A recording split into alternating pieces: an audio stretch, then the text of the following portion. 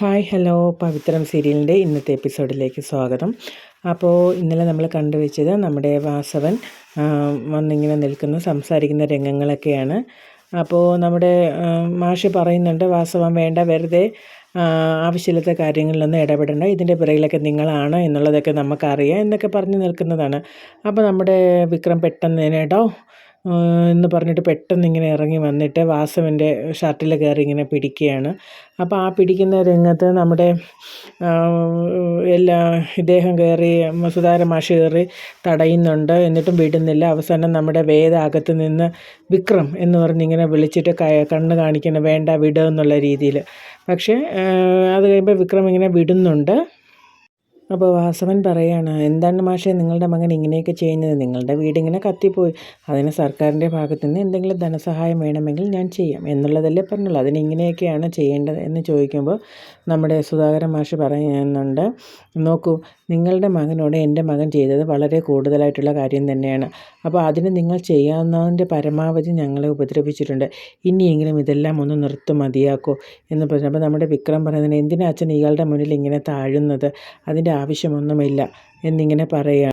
അപ്പോൾ നമ്മുടെ ശ്രീനിവാസൻ പറയണം, വാസവൻ പറയണം, ഞാനും ശ്രീനിവാസനും തമ്മിലുള്ള പക അത് വളരെ പഴയതാണ്, അത് ഞങ്ങൾ തമ്മിൽ തീർത്തോളാം, അതിൻ്റെ ഇടയിൽ നീ ഇടയിൽ കയറി വരേണ്ട ആവശ്യമില്ല, ചെറുപ്പമാണ്, അപ്പം നീ നിൻ്റെ കാര്യങ്ങളൊക്കെ നോക്കി സമാധാനത്തോടു കൂടി ജീവിക്കാൻ നോക്കി, ഞങ്ങൾക്കിടയിലേക്ക് കയറാൻ നിൽക്കണ്ട.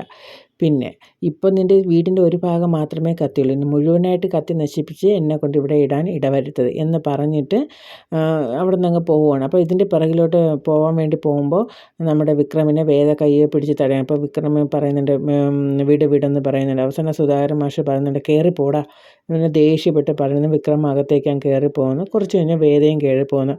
അങ്ങനെ നമ്മുടെ സുധാകരൻ മാഷ് അവിടെ നിൽക്കുന്നു. ആ രംഗം അതോടുകൂടി അവിടെ അവസാനിക്കുകയാണ്. പിന്നീട് വാസവൻ പോകുന്നതിന് മുമ്പ് ഒന്ന് നോക്കുന്നുണ്ട്.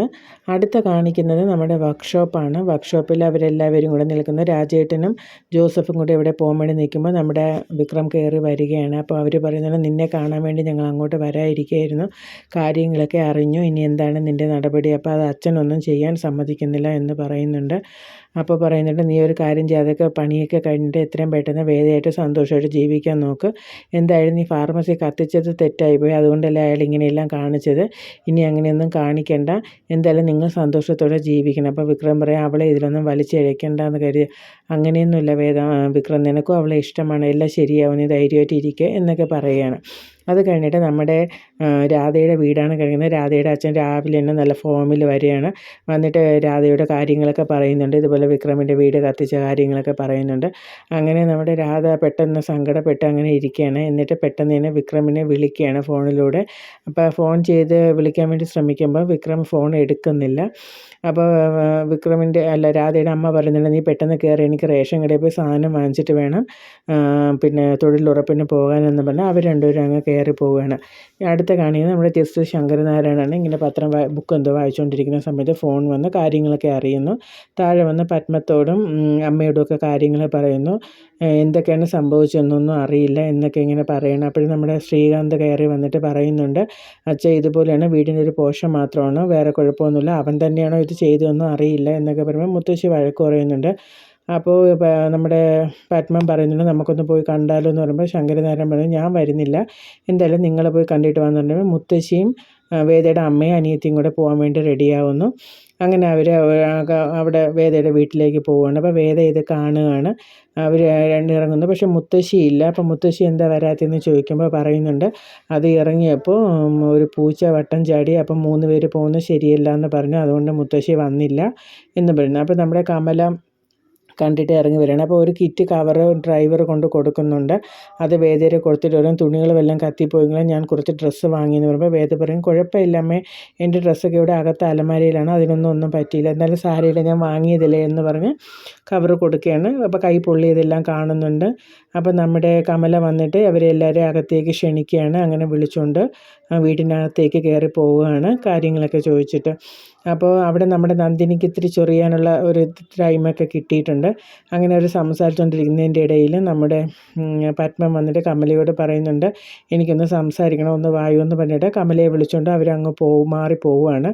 അത് കഴിയുമ്പോൾ നന്ദിനി ഇന്നലത്തെ സംശയങ്ങളൊക്കെ ചോദിക്കണം. അതുപോലെ തന്നെ വേദയുടെ അനിയത്തിയെ ഇളക്കുകയാണ്. വിക്രം മനഃപൂർവ്വം ചെയ്തതാണോ എന്നോ ഒരു സംശയമുണ്ട്, അല്ലെങ്കിൽ വിക്രം എന്തിനാണ് അവിടെ നിന്ന് ആ സമയം ഇറങ്ങിപ്പോയത് എന്നൊക്കെ ചോദിക്കുകയാണ്. അപ്പോൾ വേദ പറയുന്നുണ്ട് ഇതൊക്കെ വെറുതെയാണ്, നന്ദിനിയേട്ടിക്ക് വട്ടാണെന്ന് പറഞ്ഞിട്ട് നന്ദിനിയേട്ടിയെ വിളിച്ചുകൊണ്ട് അങ്ങോട്ട് പോവുകയാണ്. അപ്പോൾ എന്നിട്ട് അവൾ അങ്ങനെ ചിന്തിച്ച് നിൽക്കുകയാണ്.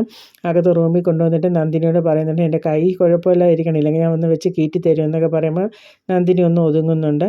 എന്നിട്ട് പിന്നെ കാണിക്കുന്നത് പത്മവും കമലയും തമ്മിൽ സംസാരിച്ച് നിൽക്കുന്നതാണ്. അപ്പം നമ്മുടെ കമല പറയുന്നുണ്ട്, എന്നെക്കൊണ്ട് പറ്റില്ല അന്ന് അമ്പലത്തിൽ വെച്ച് നടന്ന കാര്യം, അവളെ ഞാൻ അത്രയ്ക്ക് ഇഷ്ടപ്പെട്ടു പോയി, എൻ്റെ മോനെ നന്നാക്കാനോ അതിനോ ഒന്നിനും വേണ്ടിയല്ല, പക്ഷേ അവളിവിടെ നിന്നോട്ടെ എന്ന് പറയുന്നുണ്ട്. അപ്പോൾ പത്മത്തിന് മനസ്സിലാവുന്നുണ്ട് കമലയുടെ വിഷമം. അത് കഴിഞ്ഞിട്ട് പത്മം കുറച്ച് പൈസ എടുത്ത് കൊടുക്കുന്നു. അപ്പോൾ കമല നിഷേധിക്കുകയാണ്, അത് വേണ്ട, ദുരഭിമാനം കൊണ്ടല്ല, എൻ്റെ മാഷിന് ഇതൊന്നും ഇഷ്ടമാവില്ല എന്ന് പറയുന്നു. അപ്പോൾ പറയുന്നു, എങ്കിൽ കുറച്ച് ദിവസം വേദയെ വീട്ടിൽ നിർത്താൻ അനുവദിക്കുക. അപ്പോൾ അതിനെന്താ, അത് അവളുടെ കൂടെ വീടില്ല, അത് അവൾ നിന്നോട്ടെ എന്ന് പറയുന്നുണ്ട്.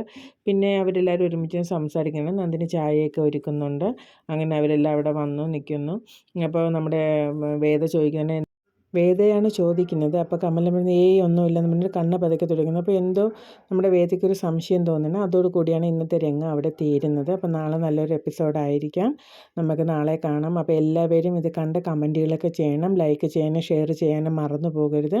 അപ്പോൾ നാളെ നല്ലൊരു എപ്പിസോഡുമായിട്ട് നമുക്ക് വീണ്ടും കാണാം. അതുവരെ എല്ലാവർക്കും നല്ലൊരു ദിവസത്തെ ആശംസിച്ചുകൊണ്ട് ഇന്നത്തെ ഈ എപ്പിസോഡ് ഇവിടെ വൈൻഡപ്പ് ചെയ്യണം. Okay, bye bye, thank you.